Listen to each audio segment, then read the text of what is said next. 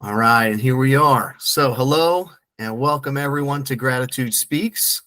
I am Marty Marr, also known as Uncle Marty, the man of many titles. I'm happy to be here again. We have a great guest today. Um, Reese here is someone who has experience in a couple of different recovery and communal living environments.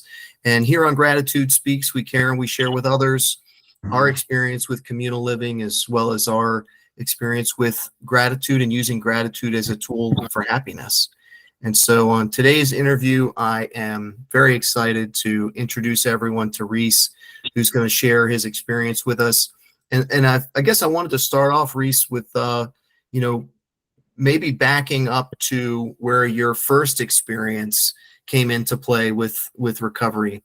You had years clean in the past, and you are doing, I think, better than ever these days. So, any insight that you can give us on, what it's been like before and what's different this time around would be great.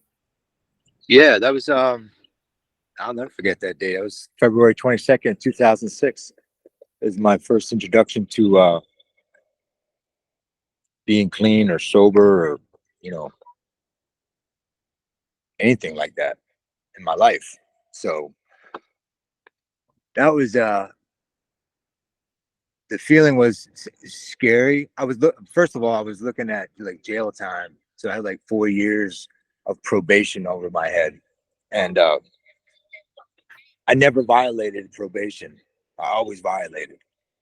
And I knew these are big boy charges I was facing, and I didn't want to go to state. I did a lot of county time, but the judge was looking at me and saying that if I see you back in here for any violation, I'm gonna throw you upstate. And I didn't want to go there. And so I stayed in the recovery process in 2006. I went through the spill, went to the 30-day program at Avery Road in Montgomery County.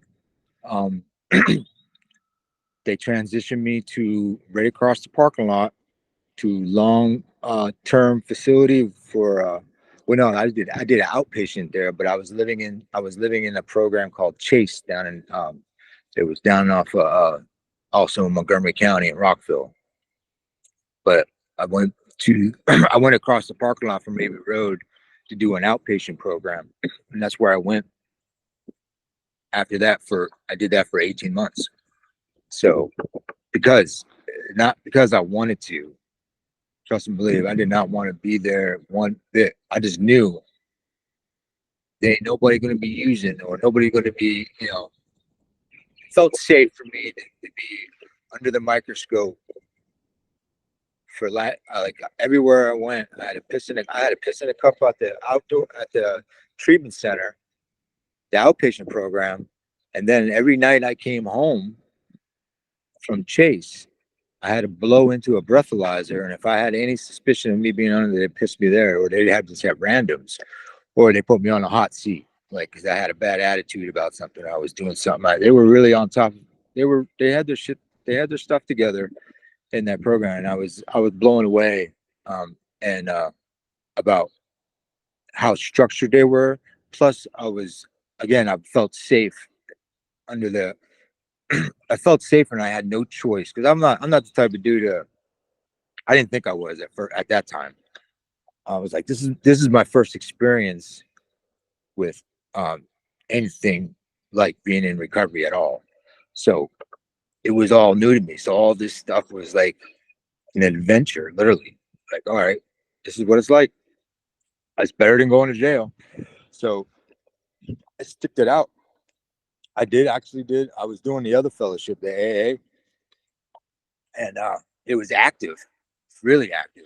I did, and then in the 18 months of me being in that program, they held my bed. I was so grateful for that because I was homeless. I lost my house. I had a condo. I sold it just in time, and I had smoked up all the profit um, in a year with 10 other people uh, that were my using friends. I didn't really like to use at that time by myself. I was always the party guy that had the goods and you know tricking girls and all kinds of crazy stuff that we do. And long story short, I lost that. So I was basically homeless on the street, and I went to this Chase program, and they sent me to Avery Road, and I went to the outpatient program, and they kept my bed at Chase as long as I didn't go over 6 months, and they went to court for me. I went because I had active charges. Um, yeah. Before Let me back up. Before I even went, before I even saw the judge for the uh, the main charge, I had like four different theft charges in maybe three counties. Yeah, the three counties, and I had to do 6 months time in Montgomery County at 7 locks. I did 6 months in Fairfax County, What were Virginia. you stealing? I'm the reason that why the razor blades and the whitener things got all locked up in cages now. They used to be not locked up in cages in '06. And then we used to go, Montgomery County, it's a richy, uh, bougie area. So we went into every Giant, every Safeway, and some of the places they stocked or restocked right over top of where they hang them on the shelves. Mm-hmm. So there was like a crew of us. We had three of us, and we go in there with backpacks on, throw the backpacks in the cart, fill that shit up, and that was one hustle that we did. And we went to a lot of places, and I got busted in Montgomery County. I got busted at stealing from Costco because they had security surveillance, like people pretending that they were shopping, but they weren't. I forget what Oh they yeah. call it. And they tried to grab me, and I got charged for that. I got charged in Virginia, and and then I got charged with a large amount of heroin um, for the first time ever. I got caught with something like that, and that's when after I did all the time for 6 months time, and then I violated after that, and I went in front of the judge for that one. They put me on 18 months probation, and only because I thought I was going away, and you know, like like all most of us do. Like I had a lawyer. The lawyer said, "Go do whatever programs you need to do to make it look good in front of the judge." So that's what I did. And Chase, the place I was living at, um, transitional housing for addicts and alcoholics at the time, wrote letters. This guy, I forget his name, but he was the like the CEO of the place. He was awesome, and he came to court for me. My sponsor came to court. I had my network that helped me out, and they didn't want me to go get put away, but I knew I was going. I just didn't know. I didn't want to do years. I just wanted to do like, and God, give gave me a slap on the wrist. I looked at it. Some people don't, but he gave me 6 months, and that was the limit that they were allowed to hold my bed for me, my spot. So I did Wow. 6 months in three different counties. And after I got out of that, then I seen the judge for the other um, possession, and they were trying to get me possession with distribute to sell. And luckily I had it all in one. So I convinced the lawyer convinced him or the DA about that. I looked like one, and I was active using, but I was also some. But I had it all in one. It wasn't divvied up in packages or stuff like that. So long story short, I got 18 months. He said that if I see you again, I'm going to throw you. I'm going to throw the book at you. So for me to be safe and secure and feel safe under the microscope to do what I had to do, I just, I know, like most of us, I know that I can program myself to work in a program when it's structured. when I'm under the microscope, I'm not gonna like waste my time and try to. But and I didn't want to violate because I was looking at jail time, you know, and so I was gonna get. I was like, I told myself, this shit's not going anywhere, right? So the only way I'm not gonna violate just and burn up the cup and violate is I gotta hang out and do this, and for me to feel comfortable, because I was the type of person that was like I wasn't approachable when I first came in here. I was like, fuck you guys. I don't know why y'all fucking happy. I don't know why y'all excited about, because I have a clue again. I didn't have a clue of nothing. And I was like, these guys are squares. They don't look like the way I look or feel. And I was judging everybody on the outsides. And the more I stayed, the more I investigated, and the more I watched people doing what they were doing and saying what they were saying. And it got me just, I guess that you react to the people you surround yourself with, right? And they were doing all this stuff, and it made like kind of forced me to do what everybody else did, because they said it in the rooms. They're like, you do what we do, you get what we get, you know. And if you want this freedom, and you want to be happy and free, and release the bondage of self, because I'm wrapped up tight. I was wound up tight. I was like, man, I don't know how I'm going to deal with this.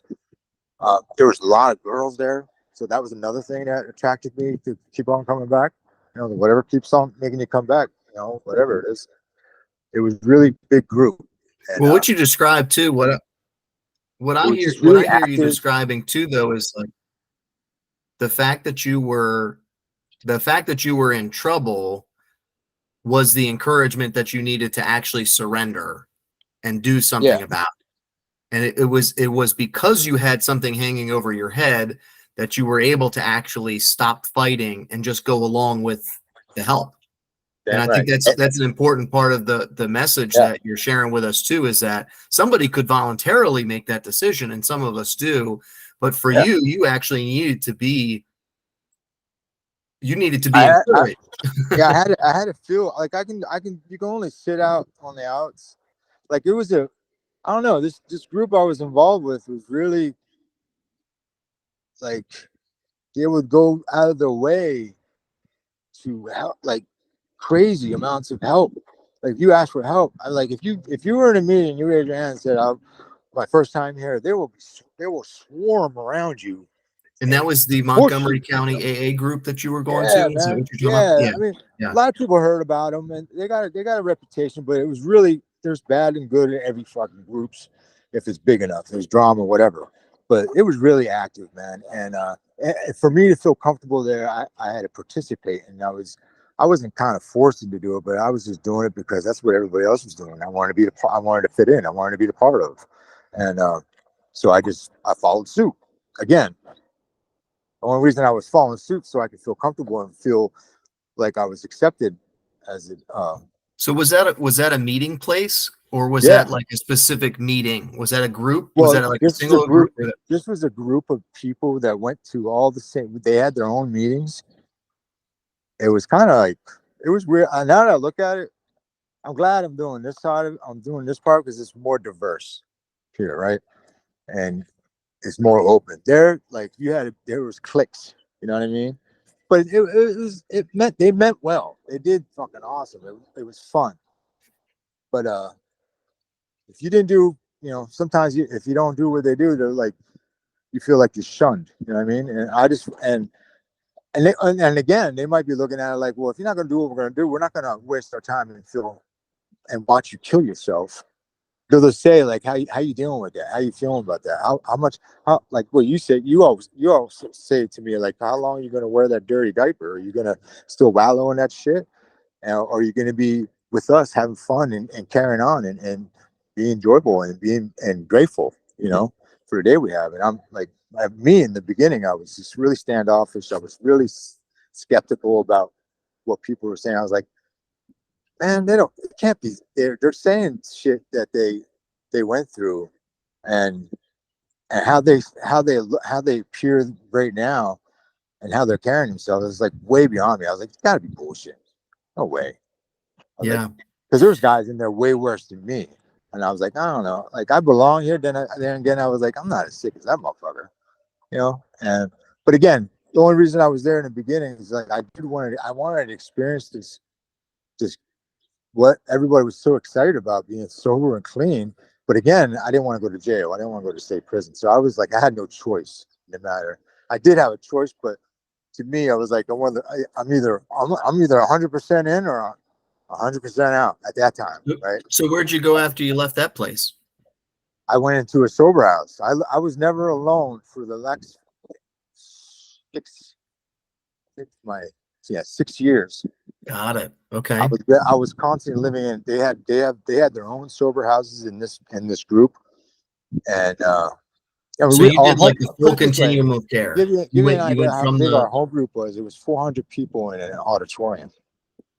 That's how big of a place we needed to rent out to fit everybody. So 400 people in a meeting, at a home group meeting, that's huge, man.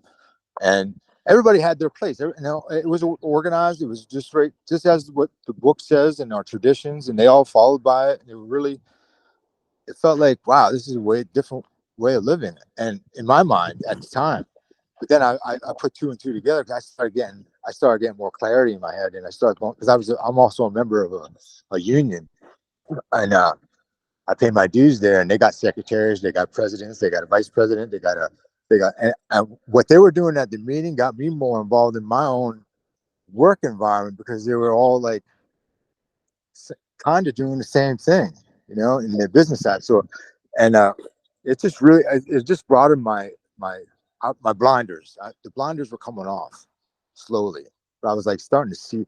I went to so many different meetings around Washington D.C. and in Maryland. I lived in Maryland since '97, and from 2006, when I got fucking hit over the head with charges and trying forced to get clean, I learned and saw more shit.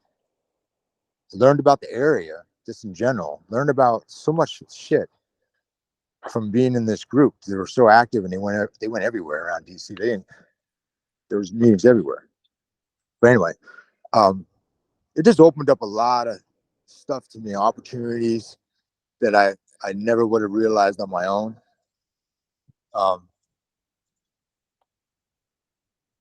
Was really active. They were big in the service. Did a lot of service for uh, where people are like in the insane asylum. They're on the fifth floor of what's the name of that hospital? Shit. Walter Reed? No. John Hop? No. I forget. One of the hospitals down in Montgomery County that we went to, the service committee that I went there. I took meetings in the jails, institutions, and stuff like that. So it got me really involved in rehabs in Navy Road. There was a pre-release center that they had meetings there that we took into. But yeah, really active, and that was my first stint in 2006. So and you were all I the did, way and plugged in, and you stayed plugged I in did service. until I lived off. Put it this way: I lived off for the first 2 years. I lived off the fellowship and service work and the excitement that everybody was doing. It wasn't really. I had first step. I had the second step, third step. Yeah, I didn't do my fourth step for a while, and for a lot of reasons, and I just didn't feel comfortable at the time. I thought my stuff was so detrimental. Like nobody can ever know what I did. They'll look at me differently. But no, it was just I realized I was just the same as everybody else. And it was all fear based basically. But anyway, where I'm getting at yeah, I stuck in the fellowship and the service work for 3 years.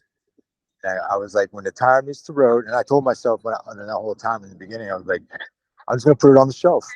The drug, my active life, and my using friends, and all the fun and that came with it. I put that on the shelf, which I thought was fun at the time, chaos. I was like, I'm gonna give that a break. I'm gonna investigate what's going on here, and in the meantime, I most likely won't go to jail, right? So time meets the road. My fourth year, and I did not want to go back to that lifestyle anymore. I was so plugged in at the time and so active, and I made friendships with people that were more close to me than my own family, right? So, and I still keep in touch with some of the guys, a handful of them today, and they're all married, have kids and stuff. So some of them fell off, but we still keep in touch because they, we, I just connected with people, and it took me a while. Like I didn't really bother with nobody, but with my sponsors network. You know what I mean? Whoever friends and sponsor he was sponsoring, that was my entrance. That was where I knew these people, and that's it. And So tell us why you left. resentment, number one cause, and not being, and it's not the reason I. First of all, it was like the more I stayed there, it was. I think it all when I keep thinking about it, it all started when I had I wrecked on my motorcycle. We get these gifts, right? We get these things, uh, superficial stuff, house, cars. I had two bikes, Harleys. I was in a group that we all went to meetings, and we all rode bikes to meetings. We all went on cruises, and so I was active. I love very much. I can't wait to get another one. But anyway, ADD. Sidetracked. I wrecked my bike. No. Sorry. I was also involved in a softball league, and I was running from second to or stealing or whatever I was doing. I was sliding into second base with my stomach sliding, and my shoulder popped out of place, and I had dislocated my shoulder. And then I got it checked out, and the doc said I got to, take it easy. You won't be able to play softball. I won't be like do anything with my arm. And I was actively working, and I was really involved in my job, and I was like, all right, I'm gonna take it easy. And I was still riding the bike because I didn't really have to do much for that. But a car turned in my lane, was going in a turn lane, and I was going straight, and I had to veer away from the car so I wouldn't hit the car. And when I got on the side of the road, it doesn't take much for your front tire to hit a little gravel. So all the dirt, stones from the middle of the street go off to the side of the road. So when I pulled off to the side, my front wheel slipped out, turned underneath, and I landed on my shoulder that dislocated. And at that time, it chipped a bone Mm. in my collarbone or something in my shoulder, and it slid underneath my rotator cuff. So every time I moved my arm, it would you like hitting nerves and all kinds of. I couldn't. It just made it really worse. So I had emergency surgery done, and I had insurance, and and thank God I had insurance, and everything was covered. I even got a life coach because I knew I was going to be out for like 6 months to 8 months out of work. I had uh, temporary disability. I had insurance claims, so I was pretty set. I was like, all right, I'm gonna get a life coach. I'm gonna really dig into this stuff because I was really like trying to better myself. I was really wanting to dig in, and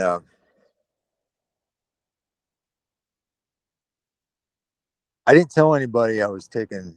Uh, the doctor was going to prescribe. Now, again, that was my strong arm, and what I do for a living is I weld, and it was my welding arm. And I really thought I was like, I wasn't really going.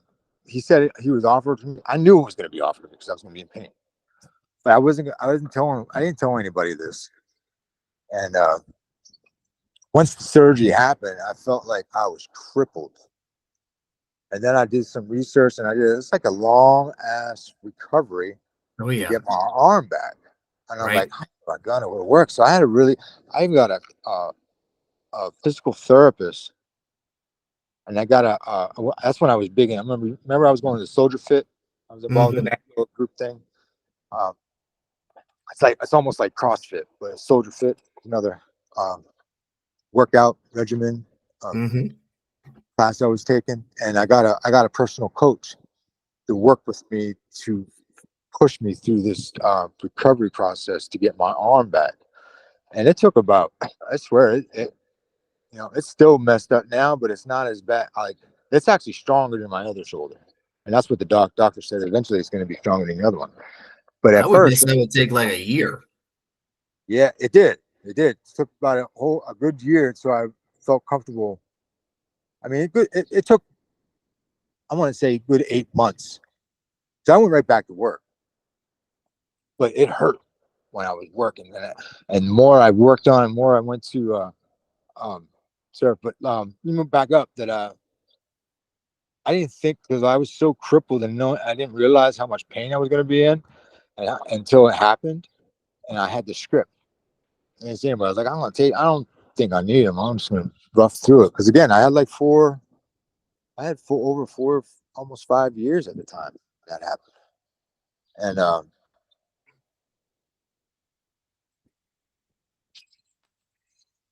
shit, my battery died.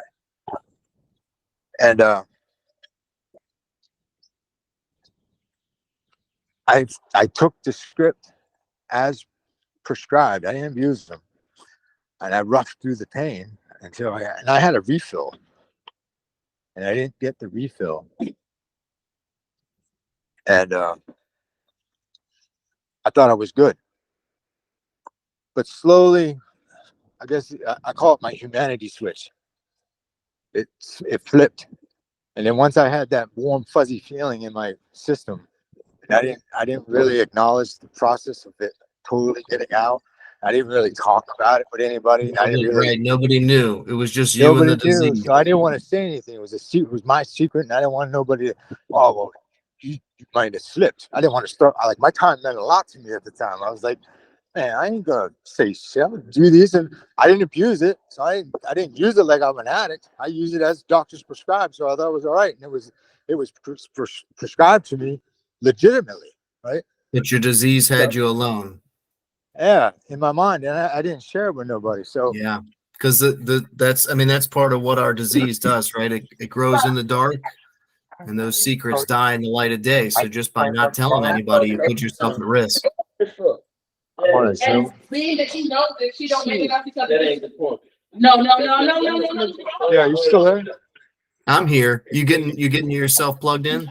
Wait, we don't have money now. Do you know anybody has one? Yeah, I'm trying to charge my phone real quick before it dies. All right, go ahead and mute yourself. I'm actually going to go ahead and Okay. I'm going to plug a book that we have here. So Give me 2 minutes. I'll get it. here, go ahead. So I wanted to bring up. Let me see here. Wanted to bring up while I have a chance. We are brought to you guys by Gratitude Foundation. While Reese is finding a plug for his phone, I wanted to go ahead and plug Gratitude Foundation. If you go to gratitudefoundation.com, you can see a little bit more about what we do. We are a nonprofit housing organization. We do structured housing. We're in 3 different counties: Baltimore, Washington, and Allegheny counties. Basically, our program focuses on 12-step recovery as well as long-term recovery housing. We have no minimum stay, no maximum stay. And we try to focus on having fun. Obviously, the Gratitude Foundation, part of gratitude is using happiness as a tool. So what we do is we try to incorporate activities and having fun things to look forward to in the future. So we just recently, on a couple of the other interviews you might have heard, we went on a camping trip recently. We actually have another camping trip that's coming up in July. We've done escape rooms. We've done a ton of go-karting. We've done amusement parks. We love to hike. Almost every single weekend of last year in 2023, I took groups on hiking trips almost every single weekend. That's just a big part of what we do is trying to have fun in recovery. So our structured housing is very affordable. We keep our rents low, and part of the way we do that is through the donations that we receive from people like you guys. So if you are feeling called to, we would love to have your support and an ongoing donation, even if that's as small as $1 or $5 a month. That would be a great help to us. I was also looking on here to find the name of this book, because we received, here it is, the Gratitude Journal. We received an email on our website. This was probably 2 years ago now, from a gentleman who wrote a book about gratitude and found us through our website. And he wrote a book called the Gratitude Journal Notebook. And he was nice enough to donate a number of copies to our guys. Let me see if I can find his name. Let me see here.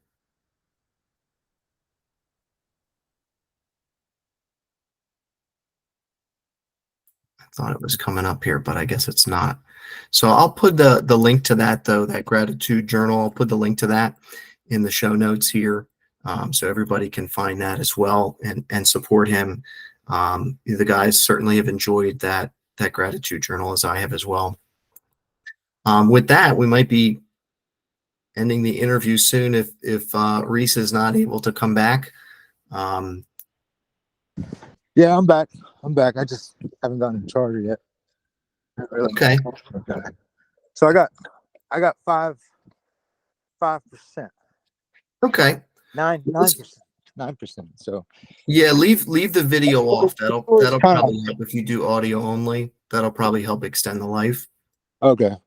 My story is kind of long from, if I talk about it, from 06, but yeah, from then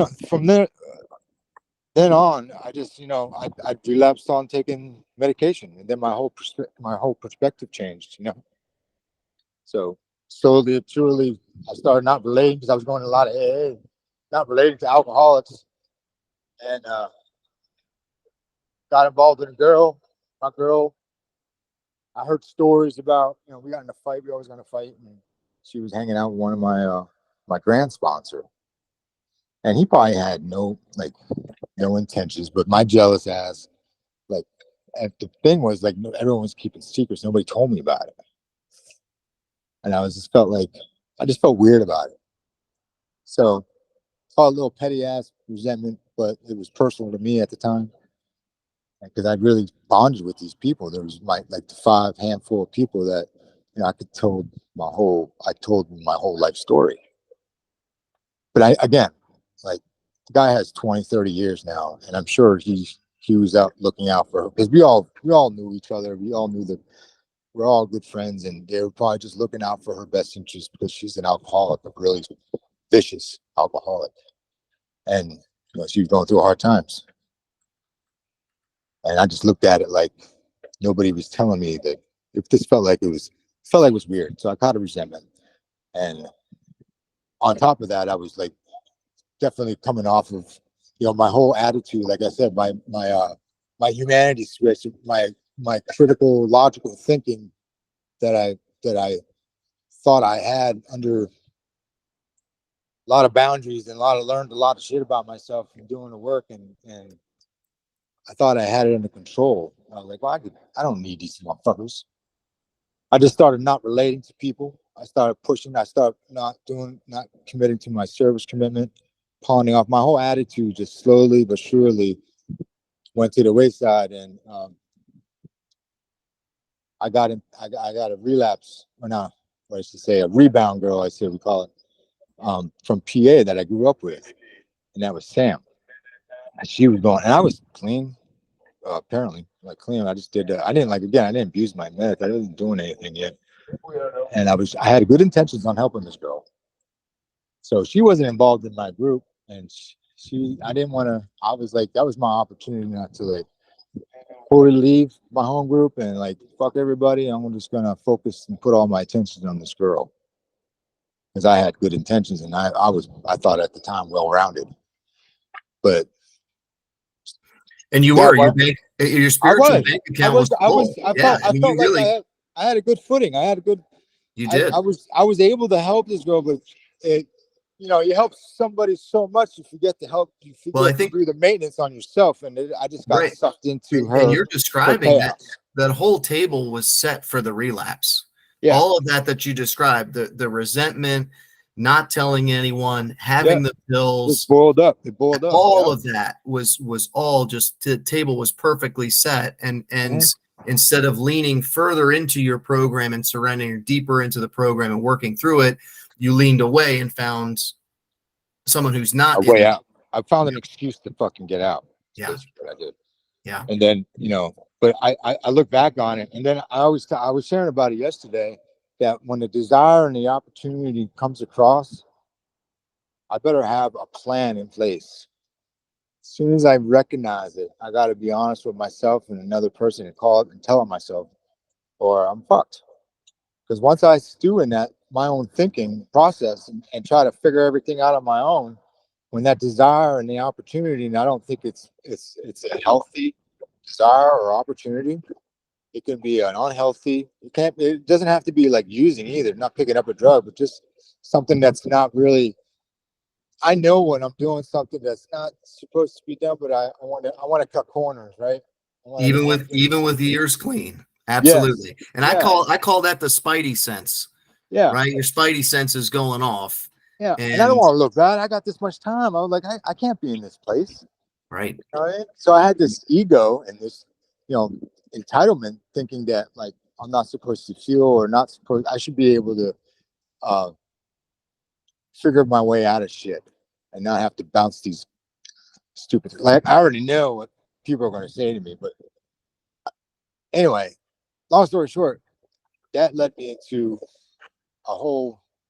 It led me into an 8-year chaotic life. First 2 years, or 3 years, I should say, was fun and crazy and like it was all new. And I was like, wow, look at all this.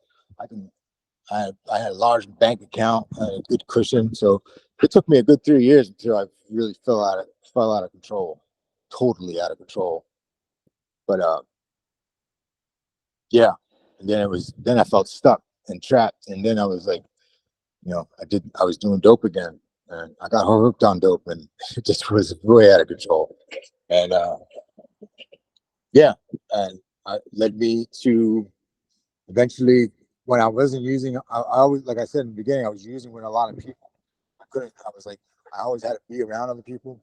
And at this time, I was using by myself. Thank God I wasn't totally by myself. I had a neighbor upstairs, or I was always around somebody that would check up on me every once in a while because they knew what I was doing. And that's the only thing that saved my life, you know. And but I wasn't using and partying and using with people. I just at that time, this time around, I was like, shit. I'm using just to function. And the little amount I was using, it got kept ODing. And So tell us, let's fast forward too and tell us. So you knew where to get your help, and you came back into the rooms, and you went back into communal living because again, that's where you had done well before. Yeah. And so explain to us too what happened again. Like, how did it get you again? Why did you end up using again, even though you that wasn't even my. Even when I was when I got out of treatment, like even when I was living in PA in the midst of all that chaos, I drained out my annuity. I was talking to people that were in my network at the time, and I was trying to get back on the beam. I even went to, and that time I went to like 3, 4 different rehabs to get my shit right. Because I thought I knew how to do this, but I always came back to the chaos.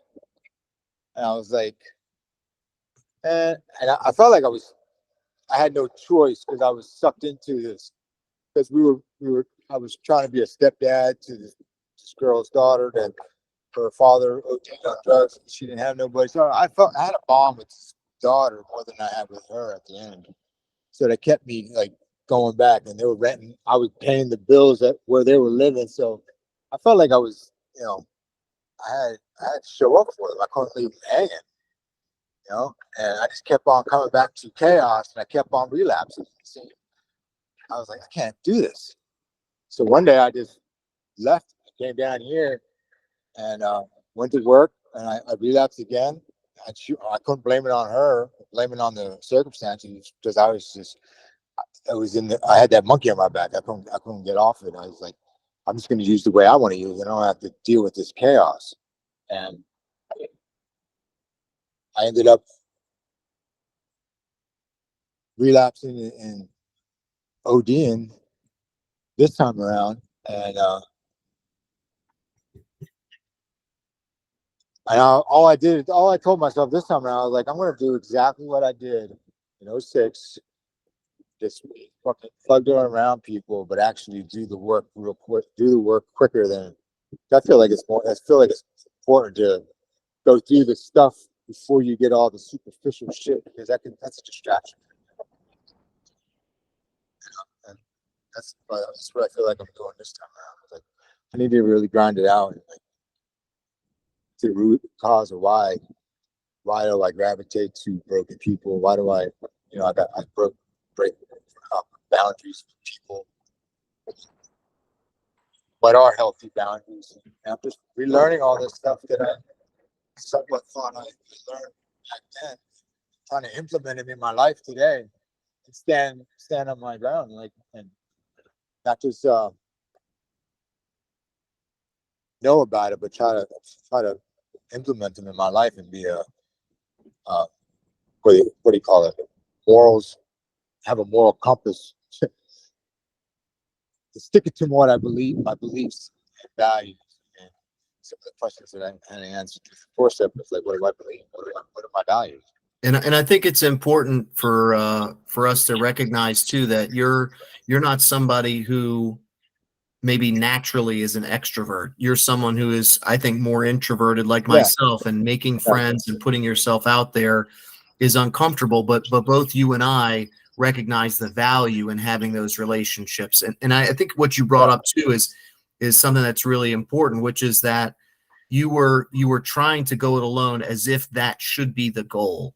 And what I've learned is really that's like a misnomer that we've been taught by society, is that, as a man, you're supposed to be a lone wolf.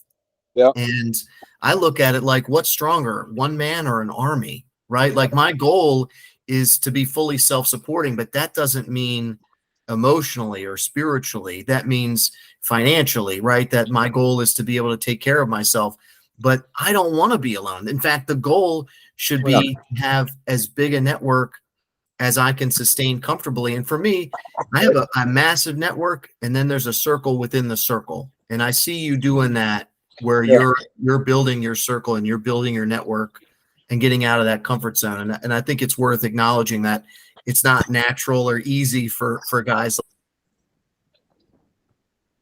to do so. No.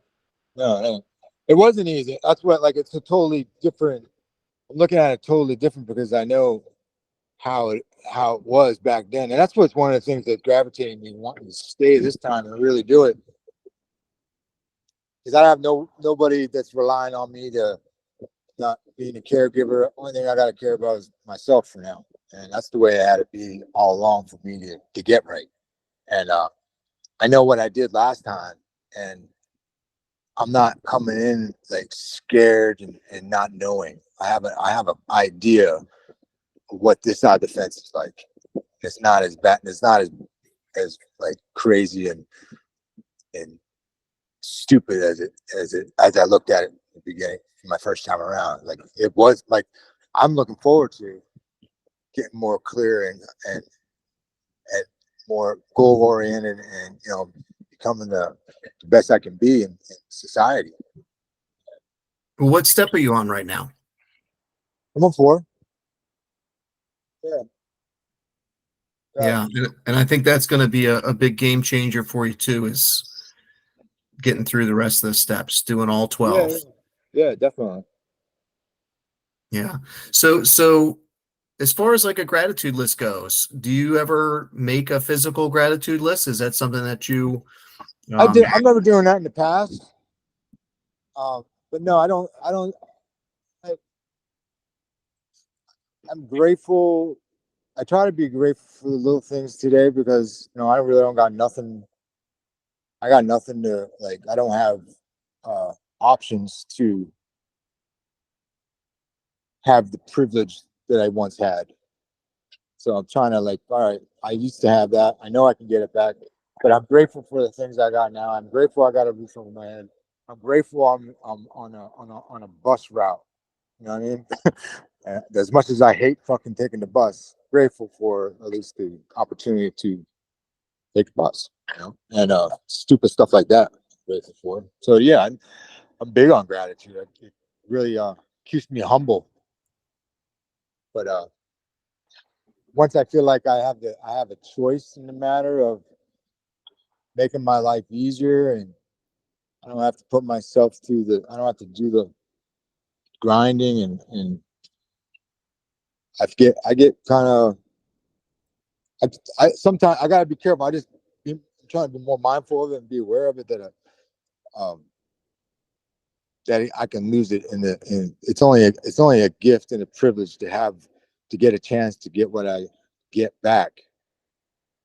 And because I know from experience that I can lose that, and maybe not in a day, but as much as I accumulate and get all these gifts in life, I can easily lose it. And I can, yeah, definitely lose it in a day today because I'm ODing now, so I can wake up dead tomorrow and have nothing.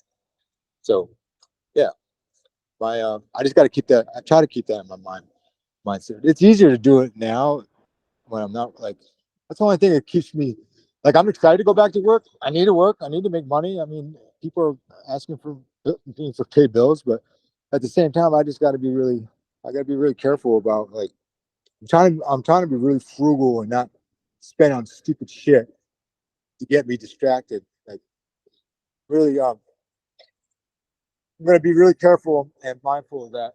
Make a budget, stick to it, make a plan. I'm gonna set goals and what I want to get, and where it's gonna make like my time. I feel like I'm chasing.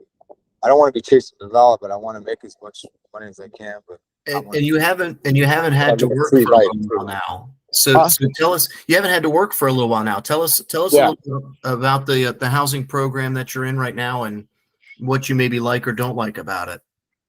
Uh,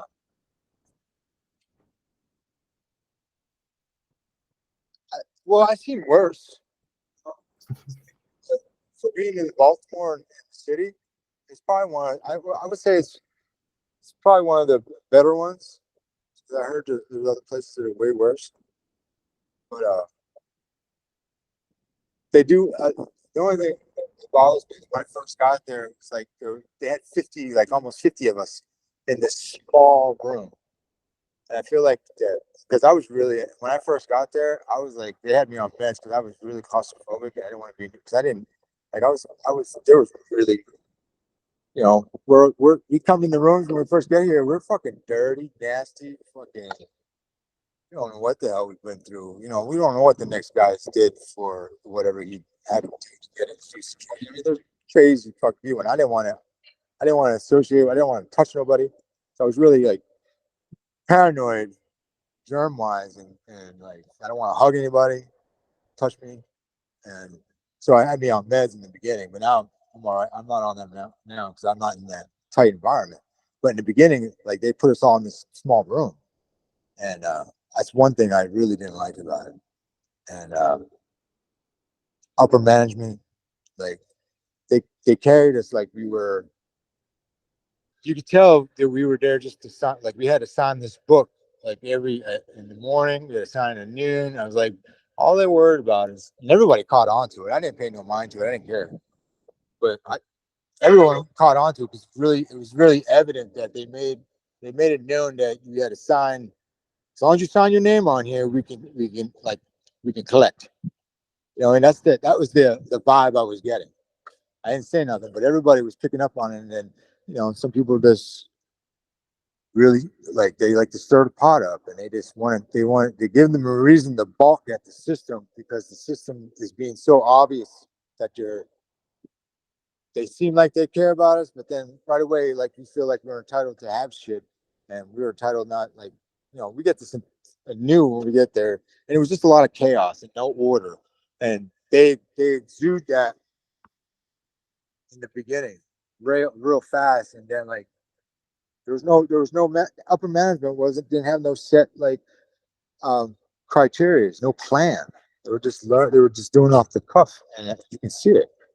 And I only reason I noticed it because I've been in other places, and I was like, wow, this is really whack. But it was, I was grateful that I had a place that took me right from Gardenzia. I could have stayed at Gardenzia. That was way worse.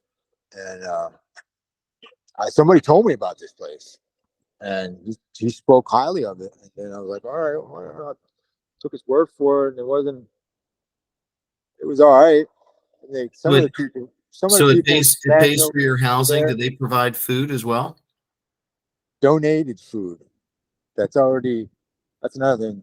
It's the food. We're grateful for. Like some of the stuff you don't eat it that day, throwing shit out. The guys in there that they want to take it. They'll take it up into the rooms.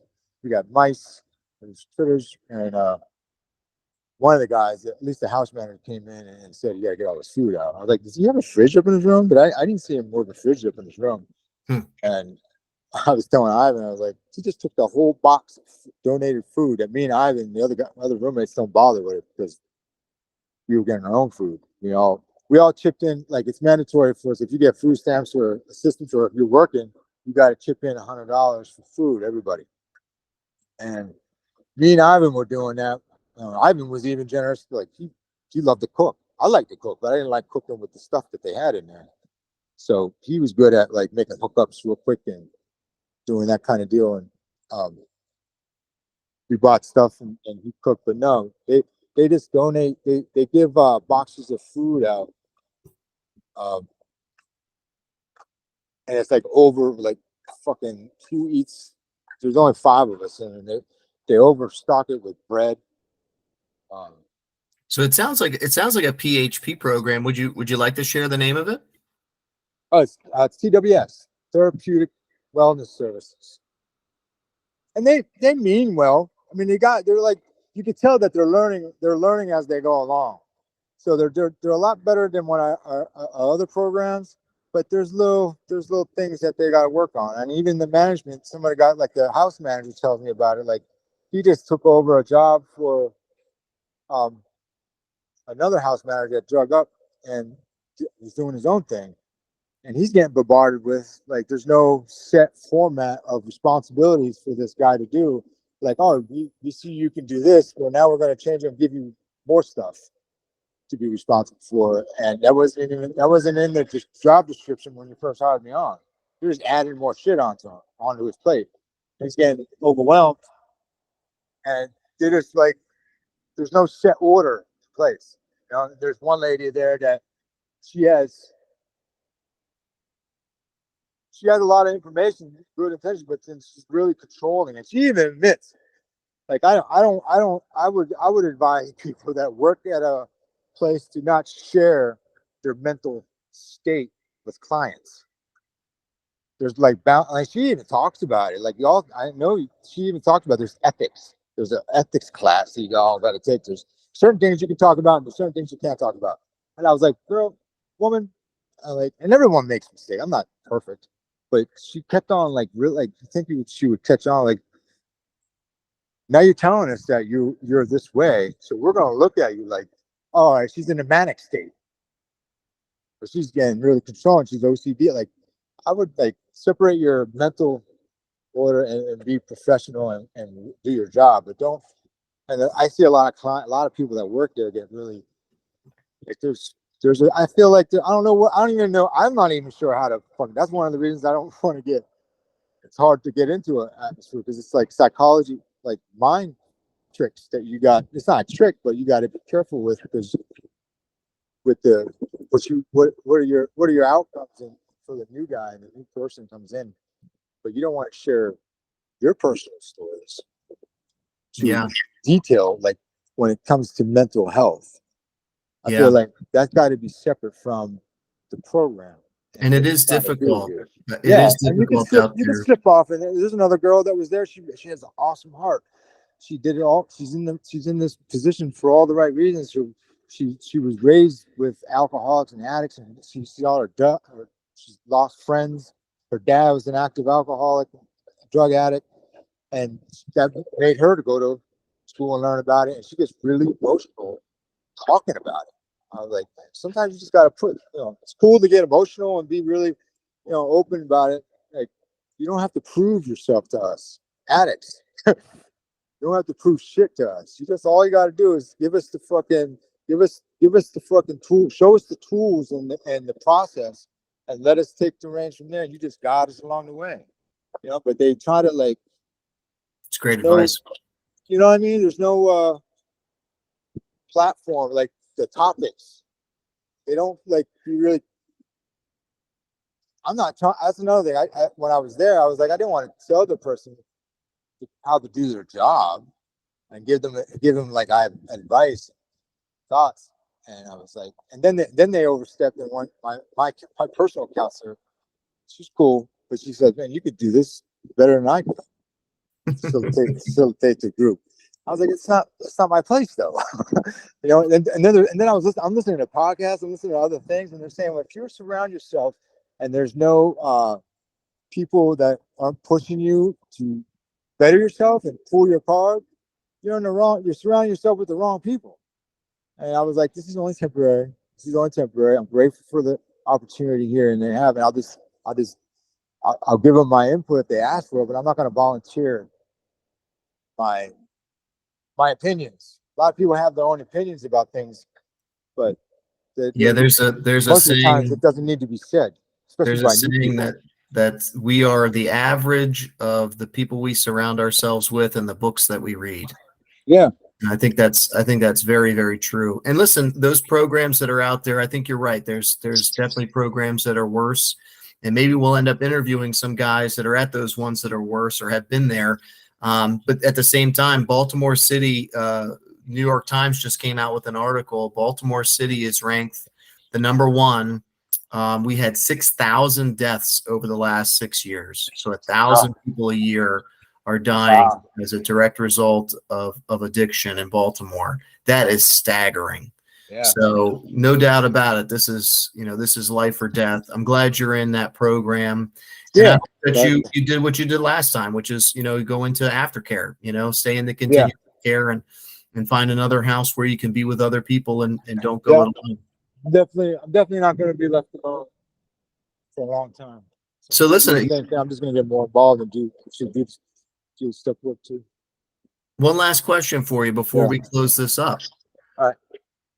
What advice would you give to somebody else who's debating on whether they should go into recovery housing or communal living? What advice would you give them? I don't know. It's hard because I got friends of mine there, not friends, but people that became in the rooms here at TWS together, and they're older than me though. They got kids, they got families, and they feel like they got to show up for them. And I can only share my experience with if you're a person that doesn't have any outside responsibilities that you think that you need to take care of or be a caregiver, and you don't got nothing to worry about but yourself, I would definitely go into communal living, sober living, go into a treatment program, and really, do it 100%, and see what it got to offer you. Like if you don't, I feel like if it'd be miserable. You can see it in people's faces when they first come in. I was like, if they want to be here or not. It's like I forget who said it. It's like you gotta go through enough suffering to make a decision to do. So my first stint around, I didn't go through a lot of suffering. I was going through a lot of fear of going to fucking prison. The suffering, I was still young. I could go through a lot of fucking pain yet. I wasn't ODing either. I just got stopped from the courts and the cops that pulled me over, and my addiction led me to stealing shit. I wasn't like on the verge of death. Still fucked up, but I didn't suffer enough. And I feel like that's the main ingredient to make for somebody to make a decision, you got to suffer. So I'm getting off track with what you're saying, but if a person doesn't have no obligations, doesn't have no responsibilities, but I heard there's places like that are family oriented where you can, like, I know people that have kids and they go into other housing communities where they accept their kids. Yeah. So there's places like that. I'm not familiar with them, but if I had a chance to better myself, I'd definitely give it a shot. I mean, like, you gotta believe this. If you hang around people that are just like us and just investigate just a little bit, and they say your first year is a gift. So nothing's gonna make sense to you in the beginning, your first year, if you've never been in recovery ever. Nothing's gonna make sense. But you're claiming for your first year, and that's a gift. And then life shows up and you get all this stuff, and you learn how to take emotions while doing these. Because if you stick around here and you hear other people's stories and how they like, got to do what we do if you want to be free of your stupid thinking. And so I got to do the work and investigate on myself to learn about how to deal with emotions and my critical thinking that I talk to myself. It's the story I tell myself. I think I got this. I'm a grown man. I don't need nobody's fucking help. You know, you don't know what's best for me. That attitude has to go. Leave. Put that aside, and he's like, yo, surrender to the fact that my life is fucked up, 100% unmanageable, and normal people don't live this way. I wasn't raised and brought up to live this way, so there's no excuse for me. I mean, I heard stories that like, I have no choice. They haven't never seen any way other way to live the way they were programmed to live, and that could be really really hard to pull somebody out. But if you have the opportunity to get out and live in a communal living and do some do some work and research and investigate, use the street smart mentality in the rooms, just flip it into a positive, and like, are these people for real? Like, nobody's gonna stay here if they fucking, like, why are you staying here after 20 years, man? When I hear people sharing, I was like, why are you still here? Like, what the fucking is the reason? And they're all and you get a different perspective on it after the longer you stay, and you realize, like, oh, that's why they told me to pick up chairs. That's why they told me to do the service, because it gets me out of my head, gets me involved, makes me feel part of the community, and makes you be more of a sensible citizen. Yeah. Helps us to help others. Whatever normalcy fucking looks like, it makes us more adaptable and look as our peers after a while when we're not using them. We're like, oh, okay. Then you realize you can have fun, and there's so much to learn from this. But it's scary at first. It's hard to get somebody to, like, yeah, and it all stems from, are you done suffering? Are you sick of suffering? But for us not to forget, that's what scares me when I see other guys like just going to grab, like Thomas. Remember that tall dude Thomas that I brought to announce me? He's first time, never fucking been in the rooms ever, and he's like fucking 60 some years old. So all he had, he uncovered some shit with the counselor, and it was a groundbreaking experience for him, because he showed me all these articles that he was a basketball player. He could have been really professional, and that was the whole, like, that mindset, like freedom. His first time he spoke about something that was holding him back, and he thinks, I see that he thinks that was the only thing that was holding him back, but he's still living like like he was using but not using. You know what I mean? Yeah. Still tricking hoes, still doing. He has that mentality, and you don't think there's no other way to live, because you've been programmed all that, like, his whole life, 60 years old. And he just had a groundbreaking experience with a counselor that opened the reason why he was using all this time, because he didn't want to face the music, and he thinks that he's cured. Like, all I gotta do is work. And I can connect with certain people that I got sober and clean with in the beginning that were toxic, so they're at the same level he is. You know what I mean? So you're not really putting yourself out there. That's what I'm worried about him. And I call him every once in a while, but he's all about work. He has that sarcastic laugh, like, he got this. Everything's great. God God got my back. You know what I mean? He's a cool dude, but he's really one stick-headed motherfucker. And like, you can't teach an old dog new tricks if he's set in his ways. That's what I mean. When the desire and the opportunity crosses paths, are you ready? I don't think he's going to be ready when that time comes. Because I told him, I was like, you're gonna get a pay raise if you worked while you were using it to hustle to get your drug, and you said you gave money to your kids while you were using this whole time.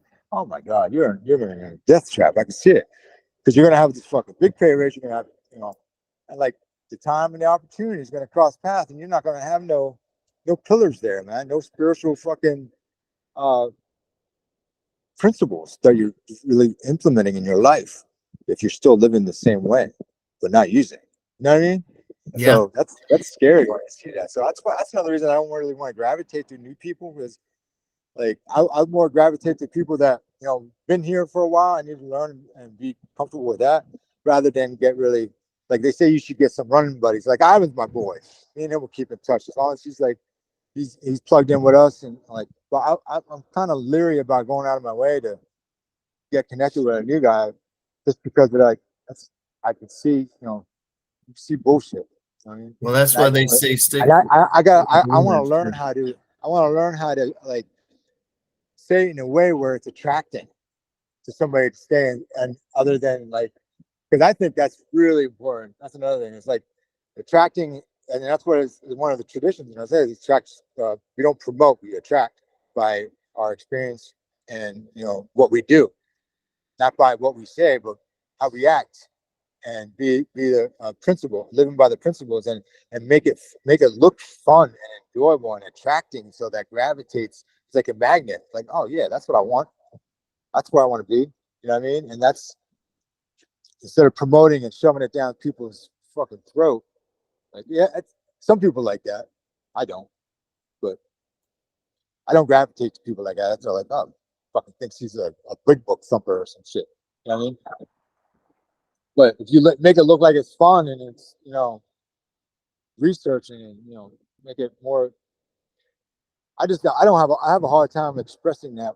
I like to learn how to do that, so I can, because I know that's part of what we do. We have to like gravitate, try to save other people's lives, just to remind us how sick we can get, and it keeps us on that front line. And I want to be a part of that, but at the same time, I don't know how I come across like some of these kids nowadays, man. They're fucking vicious. Like, just the whole body. Like if I came across somebody like I was when I first came in, like I was standoffish. Nobody wanted to talk to me. I was scared. But I looked like I was fucking, don't fuck with me. That was the attitude, but I was scared inside. And when I see that in person, then just they snap. Like that dude, like that old guy in the meeting, and he grabbed that dude's arm. I was like, man, that dude fucking turn around and smack you old man in the face. Touch me. So I'm skeptical about doing that, but I would like to gravitate with, just, because you can tell when somebody comes in the room and they have that aura about them, that calm, the ease, that people. Like I brought an old timer. He had like 30 some years, called him Bus Driver Mike in Montgomery County, and I was taking this meeting into this shelter. And it's pretty hard. Like nobody wants to be a service committee at something that's really difficult as a shelter, because people are just forced to get their SIP signs. They got to force to sit in their seat, and they don't really want to pay. They're just sitting there because they're just wasting an hour, because the only way they can stay there is to go through this meeting. But this guy got their attention, and everyone was like got on their edge of their seat and actually paying attention to them, paying attention to like what he said. And I was like, that's what I want. That's how I want to. That's what I want to convey in my message, or say something like, doesn't matter where I came. I came from where you're at, and no matter what I look like, I want to talk to people on their level at all times. And sometimes I if I stay away from that atmosphere long enough, got my shit. I'm that self-centered mentality comes in and creeps up. Like, I don't need to fucking help. No, why am I going to a homeless shelter? Because I was homeless. I forget where I came from. So. Well, you certainly had our attention today, brother, and I appreciate your insight Yeah. And I think you know, that attraction rather than promotion, most of that is sharing from the heart. And you have done that for us today. And the more that you experience that individual step work, especially as you get through 6, 7, and 8 and 9, you know, it just gets easier to be yourself with others. And Yeah. I just love getting to see you grow like this, man. It's been Yeah. really great. And with that, I'm going to close it up for the interview. I know we could talk for another one. I don't know. We might have a part 2 pretty soon. Yeah. I got 4 minutes, 4% left, but Well, good deal. Well, I'm going to close it up. And yeah, you mentioned a lot of really good stuff too, as far as the you know, the there's men's housing now, men with children that I know Summit is looking into to opening up. Hopefully in the next few interviews, we'll get Tom Bond, who's the head of Summit Maryland, on here as an interview as well. And that's another thing I want to say about the sober living places. yeah, Like they got counties, like if you just do stuff and you don't talk about it, but if you like implement, if you go to an active, like if there's more, that's another thing I make aware of, that if there's some people in a meeting that have like 6 months or anything between 1 to 3 years, but then there's people in there that have there's a mixture of 3 to 5. There's some that are in their teens, and then you got some, you know, like to call them giants. What do you call them? That've been there for 30 years, and like they're really intimidating to talk to. But they're the ones that sit in the back of the room, just twiddling their thumbs, and they'll speak when they got asked to spoken to. But every time they open their mouth, they got some good shit to say, and people listen, right? So when you're in an environment like that, and I bet you 100% of the time, if you find a home group or in a meeting like that where there's a diverse of clean time in there and old timers, and it's like it's pretty well organized and function, I bet you 100% of the time there's people in there that have fucking sober living home groups. Always have places for, but they're that's, you got to make it to your home group. You got to get involved and ask people around. Like you go to make one place in your home group that's active like that. I bet you 99% of the chances there's somebody in there that knows somebody that has a sober house going on. But there's some houses that I've been involved that you had to at least have a year. There were new houses. Our group was so big that there was newbie houses, and then there was houses that were, you had a year or two before you got in, and they had to know you had a service commitment, you had a sponsor, they had to know your sponsor. It was like that kind of home group.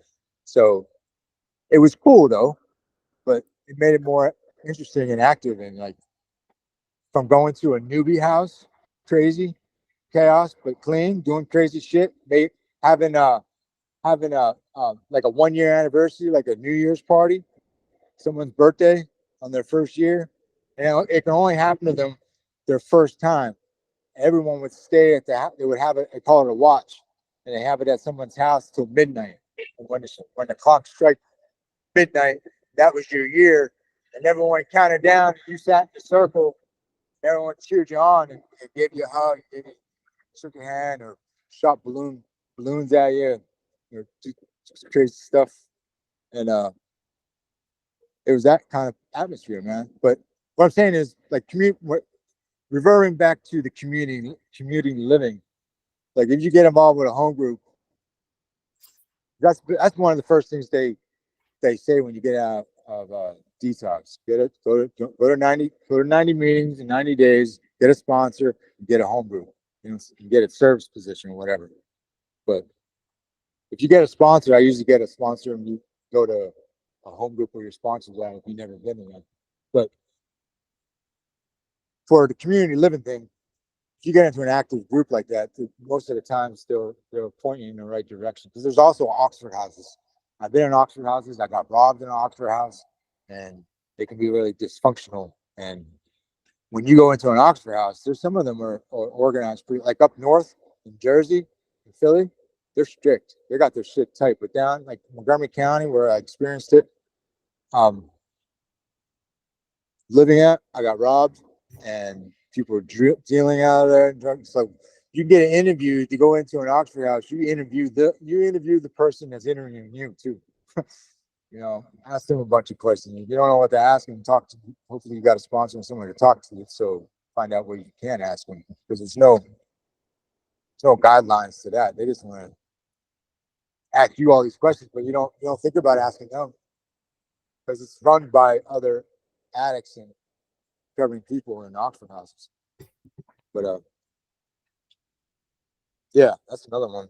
But Absolutely. Yeah, that's great advice. And don't be afraid to ask for help, because there are people out here that are doing the right thing for the right reason. Especially in the Central Maryland region, we've got a lot of really great recovery, long-term recovery. And I'll tell you, I'm not afraid to say it. I could still use all the help I can get. You know, yeah, don't have any problem with that whatsoever. no, it makes life more interesting, right? Absolutely. All right. So with that, we're going to close up. Right. I just want to say too, for everybody that's listening, you know, the views and opinions that were expressed here are our own. We might be members of 12-step fellowships. We might be members of different housing coalitions, but ultimately these are our opinions and our experiences that we share here on Gratitude Speaks. I want to thank Reese again for being here with me today. Fantastic interview. Can't wait to have you back again in the future, Reese. And we'll close it up there. All right. Thanks, Martin.